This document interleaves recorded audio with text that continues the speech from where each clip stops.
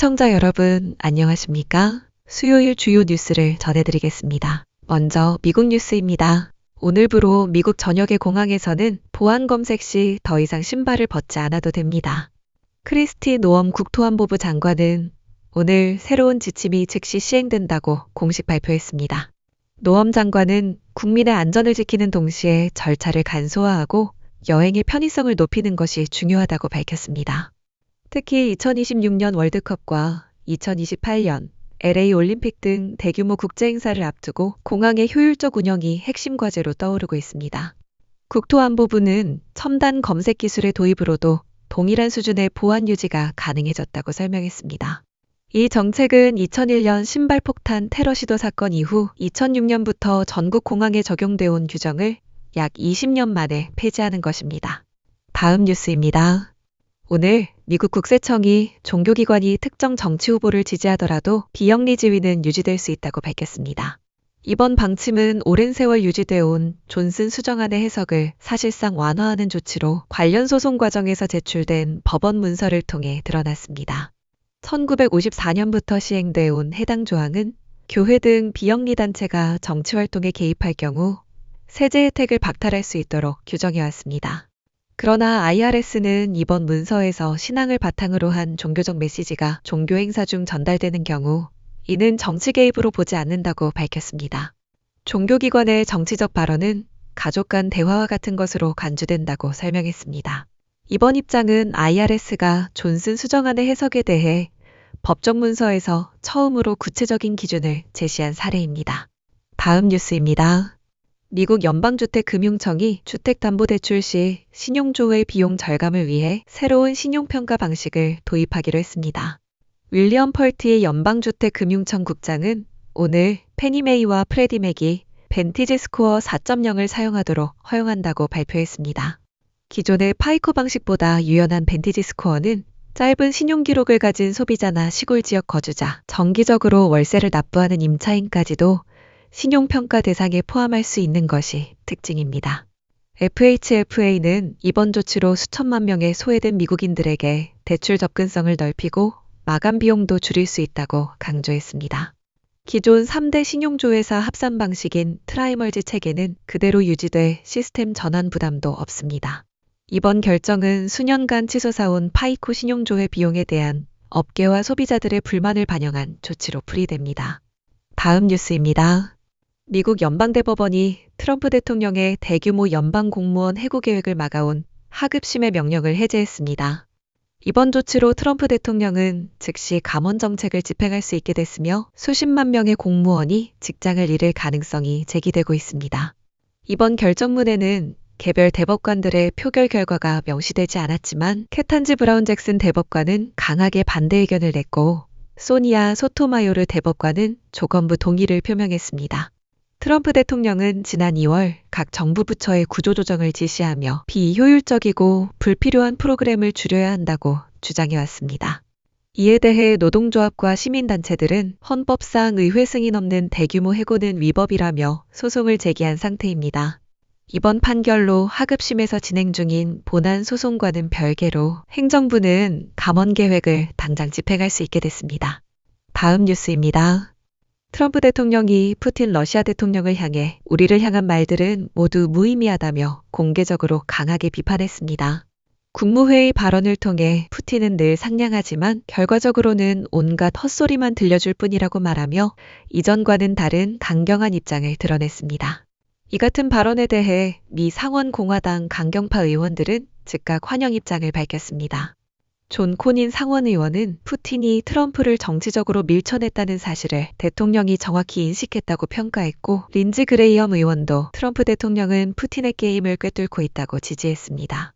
상원은 현재 대러시아 초강력 제재 법안을 추진 중이며 해당 법안은 러시아산 석유 수입국 제품에 최대 500%의 관세를 부과하는 조항도 담고 있습니다.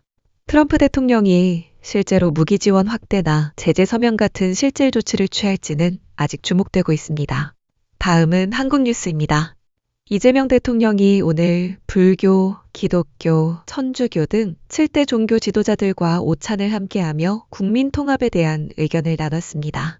이 대통령은 지나치게 분열된 사회가 걱정스럽다며 종교계가 사랑과 존중의 가치를 통해 사회 통합에 기여해달라고 당부했습니다. 특히 지금은 종교 지도자들의 역할이 어느 때보다 중요한 시대라며 종교계의 참여를 요청했습니다. 이에 지누스님은 국민의 불안을 보듬지 못한 데 대해 우리 종교계도 책임이 있다고 밝히며 더 평안한 사회를 위해 함께 노력하겠다고 화답했습니다. 또 대통령이 생명의 위협 속에서도 국민 통합에 힘쓴 데 대해 깊이 감사한다고 말했습니다. 이날 간담회에는 국내 주요 종단을 대표하는 11명의 종교 지도자들이 참석했습니다. 다음 뉴스입니다. 국민의힘이 박찬대 더불어민주당 의원의 내란 특별법 발의에 맞서 독재방지 특별법 제정을 추진하겠다고 밝혔습니다. 송원석 비상대책위원장은 오늘 의원총회에서 야당 탄압 목적의 내란 특별법에 대응해 법적 장치를 마련하겠다고 말했습니다. 해당 법안에는 대통령의 보훈성 사면 제한, 특검 수사 범위 제한, 공공기관장 정치적 해임 금지, 대북제재 위반 정당에 대한 국고보조금 차단 등이 포함될 예정입니다. 특히 대북 송금 항목은 민주당을 직접 겨냥한 것으로 해석됩니다.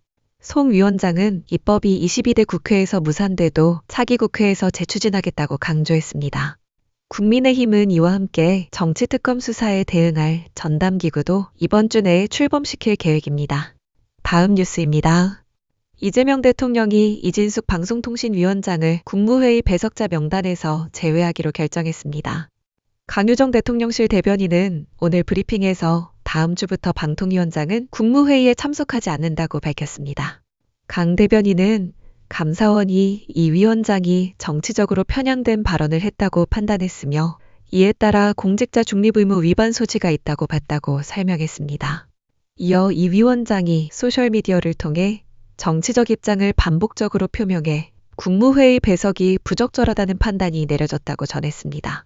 대통령실은 국무회의 발언을 외부에 정치적으로 활용하는 행위는 공직기강을 해치는 행위라고 경고했습니다.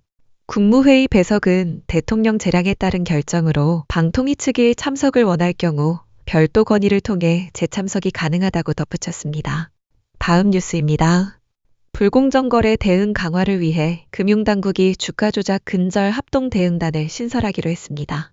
금융위원회와 금융감독원, 한국거래소는 오늘 자본시장 불공정거래 근절 방안을 공동 발표하고 이달 30일까지 합동조직을 출범시킬 계획이라고 밝혔습니다. 기존에 분산돼 있던 조사와 심리 기능을 통합해 긴급 사건에 대한 초동 대응력을 높인다는 구상입니다. 합동대응단은 총 34명 규모로 출범하며 향후 확대될 예정입니다. 금융당국은 불공정거래 불법 공매도 허위 공시에 대해 원 스트라이크 아웃 원칙을 적용하고 부실상장사 퇴출 기준도 대폭 강화합니다.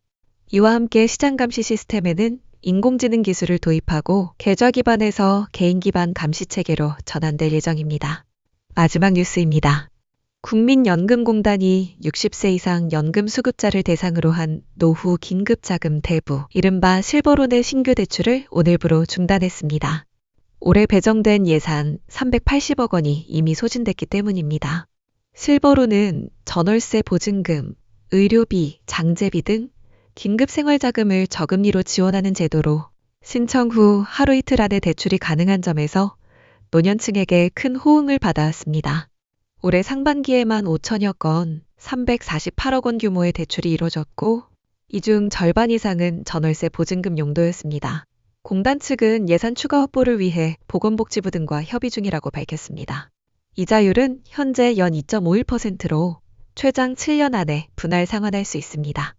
이상으로 오늘의 뉴스를 마칩니다.